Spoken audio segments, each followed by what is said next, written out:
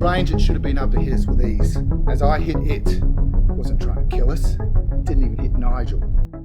Ma'am, we've contacted base to provide further information. We should hear back from them soon. Do you have any idea what I had to do to get those scouts here? It was your gold moment out there. There's a car at the end of the street.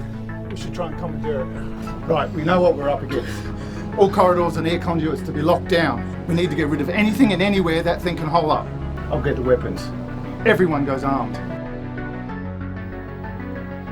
You are listening to the Late Bloomer Actor podcast with David John Clark.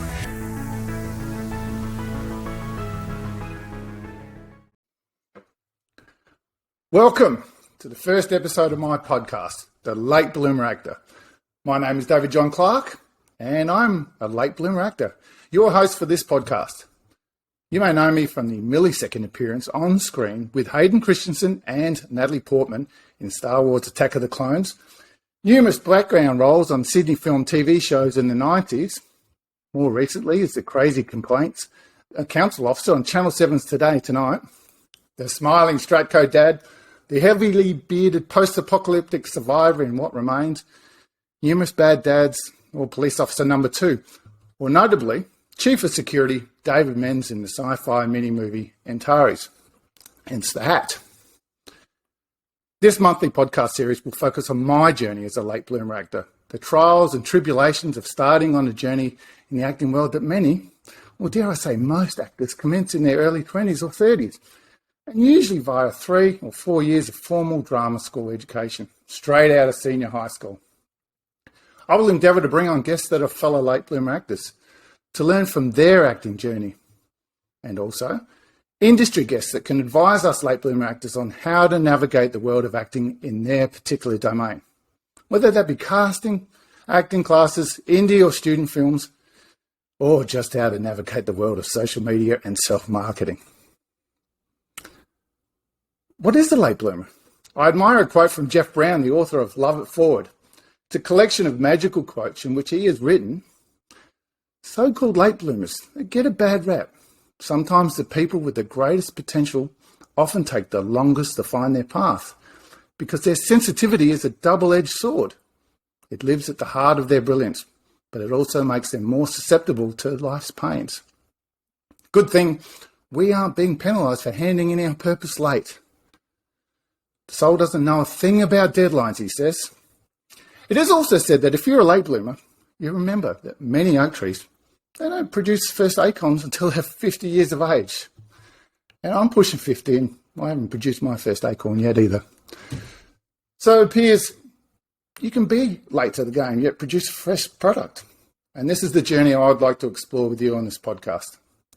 So, a little about me.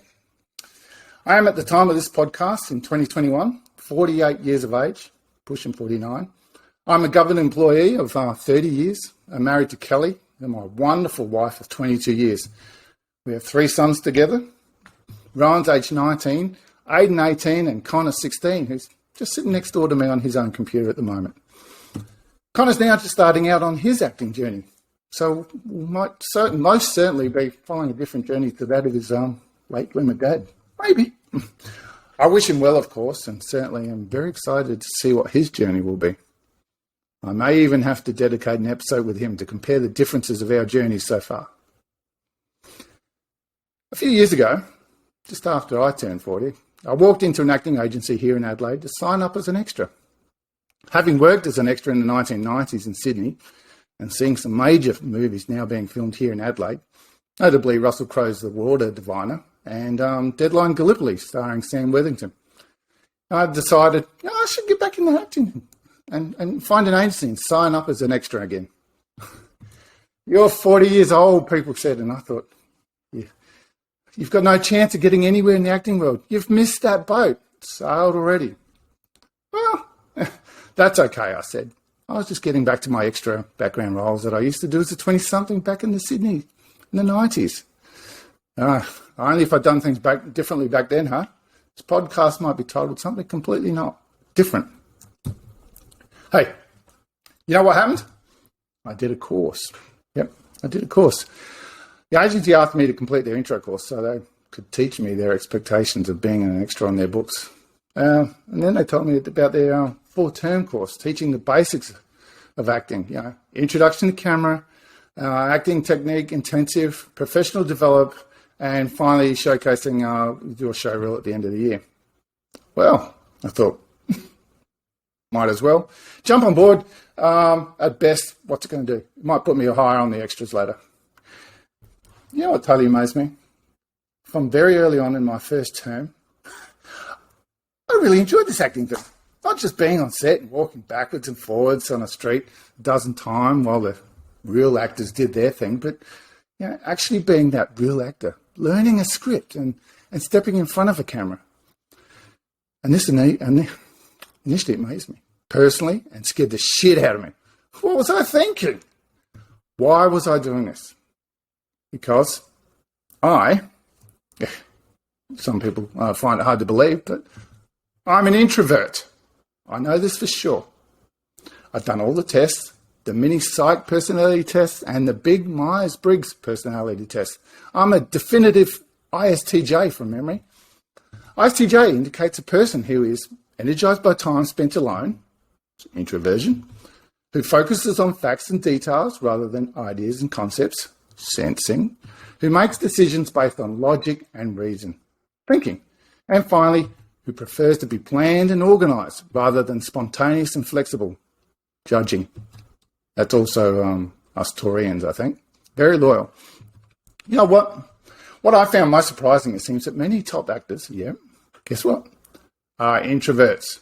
It came as a huge revelation to me and a reason to embrace the journey I was about to embark on. That being said, obviously there are a myriad of actor personality types, and likely they swing from the very introverted to the very extroverted.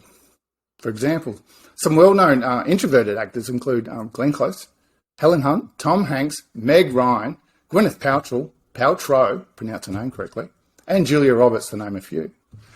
And alongside them, obviously, you will find their extroverted counterparts such as Oprah, Johnny Depp, you won't see this one coming, Robin Williams, God miss him, didn't see that one coming, and Jim Carrey, Jerry Seinfeld, Bruce Willis, and Madonna. So it doesn't matter which side of the personality coin you lie on. Your personality will bring out something special on the big screen. And back to the primary reason for developing this podcast. Can you make it in the acting industry if you're a late bloomer? Big question.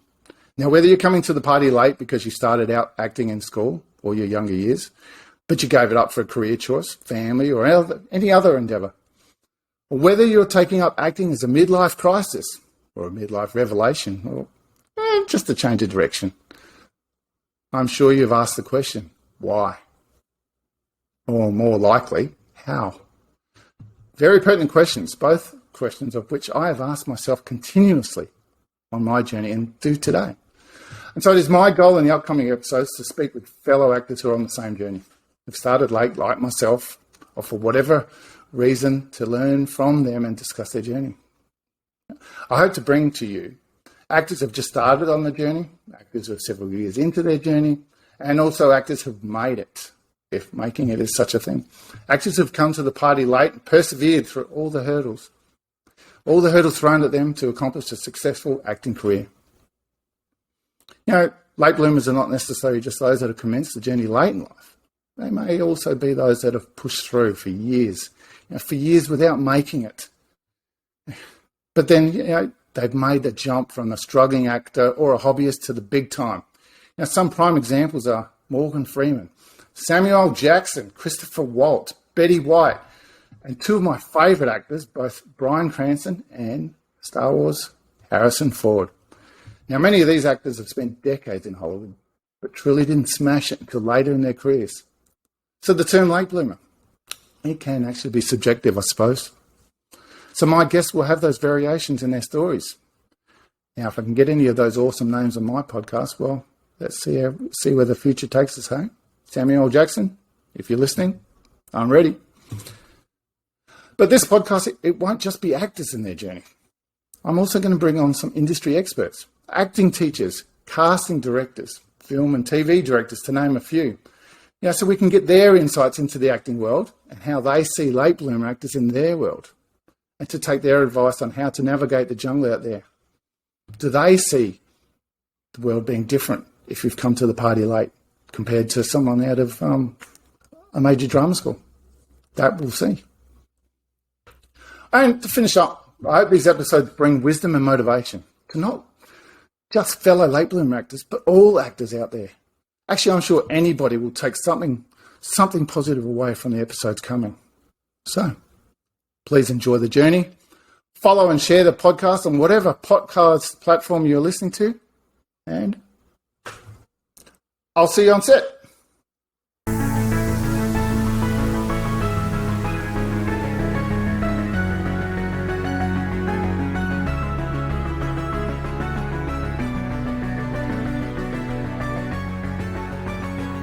You have been listening to the Late Bloomer Actor Podcast. Please like and subscribe on your podcast platform and share amongst your friends and social media. The podcast has been recorded via Riverside FM. Check the show notes for a link. A big shout out to StageMilk.com for keeping me fresh on my acting journey. And finally, the music within the intro and outro is written and composed by Aidan Hendry. See you all on set.